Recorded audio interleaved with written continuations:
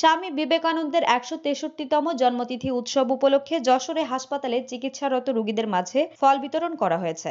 যশোর রামকৃষ্ণ আশ্রম ও মিশনের উদ্যোগে সোমবার ২০ জানুয়ারি সকালে যশোর ২৫০ শয্যা জেনারেল হাসপাতালে ভর্তি সকল বিভাগের রোগীদের মাঝে এ ফল বিতরণ করা হয়। ফল বিতরণ কার্যক্রম উদ্বোধন করেন যশোর ২৫০ শয্যা জেনারেল হাসপাতালের ভারপ্রাপ্ত তত্ত্বাবধায়ক হিমাদ্রি শেখর সরকার ও যশোরের সিভিল সার্জন মাসুদ রানা। এ সময় যশোর রামকৃষ্ণ আশ্রম ও মিশনের অধ্যক্ষ স্বামী জ্ঞানপ্রকাশানন্দ জানান, প্রতি বছরের ন্যায় এবছরও হাসপাতালে ভর্তি রোগীদের মাঝে ৬৫০ প্যাকেট ফল বিতরণ করা হয়েছে।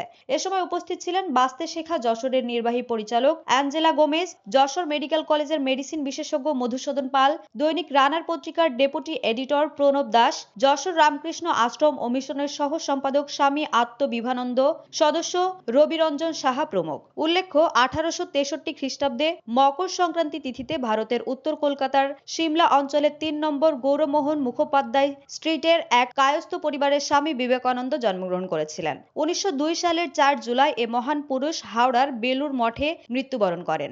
তার জন্মতিথি উপলক্ষে যশোর রামকৃষ্ণ আশ্রম ও মিশনের উদ্যোগে দিনব্যাপী উৎসবের আয়োজন করা হয়েছে। ডেস্ক রিপোর্ট, দৈনিক রানার।